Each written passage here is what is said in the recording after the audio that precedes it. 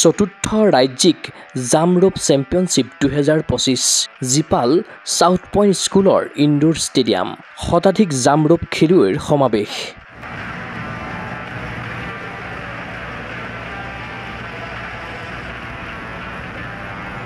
গুৱাহাটীৰ south point স্কুলৰ indoor ষ্টেডিয়ামত দেওবাৰে অনুষ্ঠিত হয় চতুৰ্থ ৰাজ্যিক জামৰোপ চেম্পিয়নশ্বিপ 2025।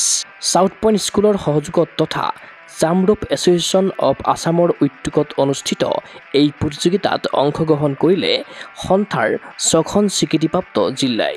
ইয়াৰ ভিতৰত অন্যতম তিনিচুকীয়া, কামৰূপ মেট্ৰ', ডিব্ৰুগড়, কাৰ্বি আংলং, কাছাৰ আদি জিলা।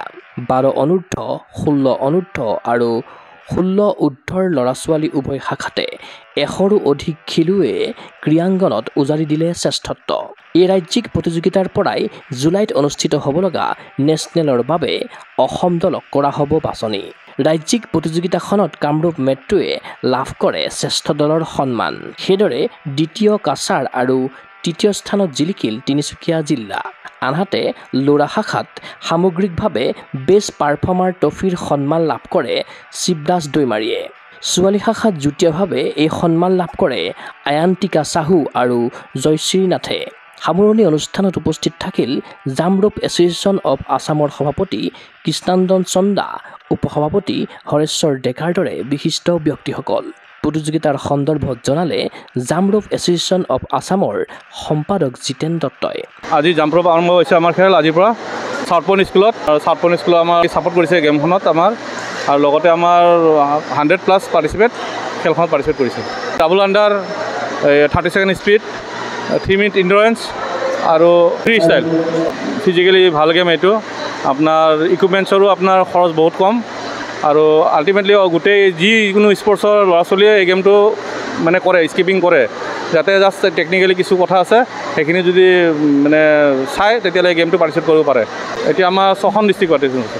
তিনিচুকীয়া আছে, আপোনাৰ কামৰূপ মেট্ৰ' আছে, ৰুৰেল আছে, আৰু ডিব্ৰুগড় আছে, কাৰ্বি আংলং। ৰাজ্যিক প্ৰতিযোগিতাত নিজ নিজ জিলাক প্ৰতিনিধিত্ব কৰি আনন্দিত এইসকল মেনেজাৰ, প্ৰশিক্ষক তথা টেকনিকেল অফিচিয়েল। সকলোৱে জামৰোপ এছ'চিয়েশ্যন অৱ আছামৰ বলিষ্ঠ নেতৃত্বত আগন্তুক সময়ত ৰাজ্যত জামৰোপ ক্ৰীড়া প্ৰচাৰ আৰু প্ৰসাৰ হোৱাৰ কৰিলে কামনা।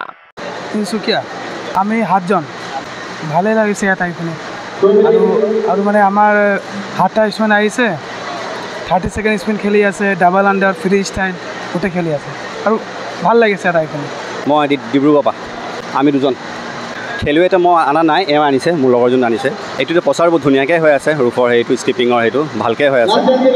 আশা কৰোঁ যেনেকৈ আৰু ভালকৈ হওক, আৰু আমি যেনেকৈ বাহিৰলৈ আমি যাব পাৰোঁ, কষ্ট কৰি প্লেয়াৰ ওলাব পাৰোঁ, বাহিৰলৈ যাব পাৰোঁ, অসমৰ নাম কৰিব পাৰোঁ, সেইটোৱে আশা ৰাখিছোঁ। আৰু হয়, নমস্কাৰ, মোৰ নাম জিতু ভূঞা, মই ডিব্ৰুগড় ডিষ্ট্ৰিক্টৰ পৰা আহিছোঁ।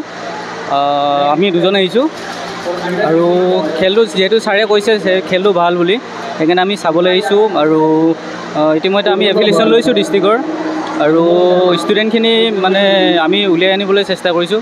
আৰু যিহেতু এতিয়া ভাল পাৰফৰ্মেঞ্চ দেখি পাইছোঁ, ষ্টুডেণ্টখিনি খেলি আছে, তো আমি আগন্তুক ভাবি আছোঁ যে অসমৰ নামটো আৰু গৌৰৱ হওক।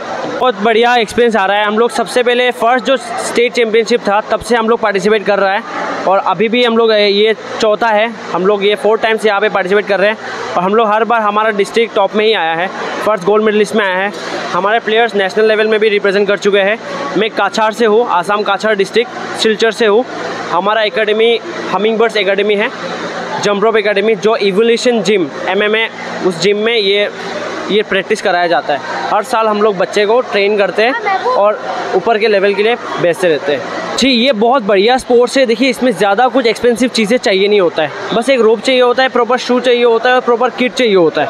तो इससे हम लोग ये करेंगे कि हम लोग बच्चे लोग को फिटनेस लेवल में एडवांस करेंगे और इंटरनेशनल लेवल में मेडल लाने का कोशिश करेंगे।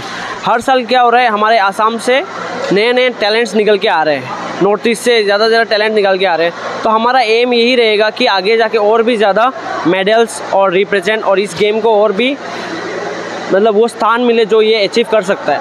ভালেই লাগিছে, ষ্টুডেণ্টবিলাকক খুব গুৰুত্ব দি কিনে সিহঁতৰ ইণ্টাৰেষ্ট দেখাই আছে কৰিবৰ কাৰণে। যিমানখিনি পাৰিছোঁ কৰাই আছোঁ, চাওঁ আগলৈ কি হয়। আমাৰ মালিকাত আমাৰ জিতেন ছাৰে হয় একাডেমিটো, আপোনাৰ আমাৰ স্কুলখনৰ নাম হ'ল চেণ্ট বিকান্ত ইংলিছ একাডেমি। তাতে আমি এটা একাডেমি খুলি আছোঁ, স্পৰ্টছ কাৰাটে বুলি কয়। তাৰপৰা আমাক 18জন আহিছে। উল্লেখ্য যে জামৰূপৰ প্ৰচাৰ আৰু প্ৰসাৰৰ বাবে বিভিন্ন পদক্ষেপ গ্ৰহণ কৰি গৈছে ৰাজ্যিক সন্থাটোৱে। অসমত বিভিন্ন প্ৰান্তত বৰ্তমান সময়ত কমেও 300গৰাকী জামৰূপ খেলুৱৈয়ে প্ৰশিক্ষণ গ্ৰহণ কৰি আছে। শেহতীয়াকৈ চাউথ পইণ্ট স্কুলৰ অধ্যক্ষ তথা জামৰূপ এছ'চিয়েশ্যন অৱ আছামৰ সভাপতি কৃষ্ণানন্দন চন্দাৰ সহযোগত চাউথ পইণ্ট স্কুলত আৰম্ভ কৰা হৈছে জামৰূপৰ এটা একাডেমি। বিগত সময়ত অনুষ্ঠিত হৈ যোৱা থাইলেণ্ড অপেনত অসমৰ খেলুৱৈয়ে লাভ কৰিছিল 4টা পদক। এইবাৰ জাপানত অনুষ্ঠিত হ'ব লগা এছিয়ান চেম্পিয়নশ্বিপৰ ভাৰতীয় দলত অসমৰ খেলুৱৈ অন্তৰ্ভুক্ত হোৱাৰ আশা কৰিছে সন্থাই। ইফালে চলিত বৰ্ষৰ ডিচেম্বৰত অথবা অহা বছৰ জানুৱাৰীত নেশ্যনেল জামৰূপ চেম্পিয়নশ্বিপ অসমত অনুষ্ঠিত কৰাৰ পৰিকল্পনা কৰিছে ৰাজ্যিক সন্থাটোৱে। এতিয়া আমাৰতো এতিয়া একাডেমি চাউথ পইণ্ট স্কুলত আমি আৰম্ভ কৰিছোঁ, গুৱাহাটীৰ একাডেমি। সপ্তাহত 4 দিন আমি ক্লাছ কৰোঁ। ইয়াতে আছামত আপোনাৰ 300+ আছে ষ্টুডেণ্ট। আপোনাৰ এছিয়ান চেম্পিয়নশ্বিপ হ'ব জাপানত, তাৰ বাবে টিম যাব, আমাৰ নেশ্যনেল বডিৰ পৰা টিম যাব। এইটো অসমৰ এতিয়ালৈকে চিলেকশ্যন হোৱা নাই, হ'লে নেশ্যনেল হোৱাৰ কথা আছে। আপোনাৰ ডিচেম্বৰ টু জানুৱাৰীৰ ভিতৰত নেশ্যনেলখন আমি তাতে পতাৰ কথা চলি আছে। ভাল আছে, অসমৰ ল'ৰা ছোৱালীটো মানে এইবোৰ ধৰক কৰি আছে। অকল অসম বুলি নহয়, সকলো ল'ৰা ছোৱালীয়ে এই গেমটো কৰে। কিন্তু ধৰক এতিয়া আমাৰ মানে গেমটো প্ৰসাৰৰ দৰকাৰ আছে। আৰু নতুন নতুন ধৰক আমাৰ ডিষ্ট্ৰিক্ট জইন কৰিছে, এনেকুৱা আপোনাৰ ডিব্ৰুগড়ৰ পৰা ইয়াছিন আলী আৰু আমাৰ যিটো ভূঞা জইন কৰিছে, এনেকুৱা ডিষ্ট্ৰিক্টবোৰ আমাৰ জইন কৰি আছে নতুনকৈ। তেতিয়া গেমটো সোনকালে আমাৰ আগবাঢ়িব ভালেখিনি। থাইলেণ্ড অপেনত আমাৰ মেডেল ভালে আহিছিল, আমাৰ 4টা মেডেল আহিছিল আমাৰ। এইটো 2022ৰ কথা, 2022ৰ কথা। ক্ৰীড়া অনুৰাগীৰ আশা জামৰূপ এছ'চিয়েশ্যন অৱ আছামৰ নেতৃত্বত ৰাজ্যত জনপ্ৰিয়তাৰ শিখৰত আৰোহণ কৰক জামৰূপ ক্ৰীড়াই। চিন্ময় বৰাৰ প্ৰতিবেদন, গগো স্পৰ্টছ এনি।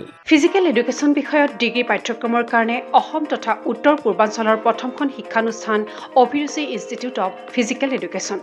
2 বছৰীয়া ফিজিকেল এডুকেশ্যনৰ BPEd পাঠ্যক্ৰম আৰু 4 বছৰীয়া BPES পাঠ্যক্ৰমৰ বাবে নামভৰ্তি চলি আছে। বিতংকৈ জানিবৰ বাবে আজি যোগাযোগ কৰক। যোগাযোগৰ নম্বৰসমূহ হৈছে 9435100098, 7002 33540, 88765210998, ৱেবছাইট www.aipguwahati.in।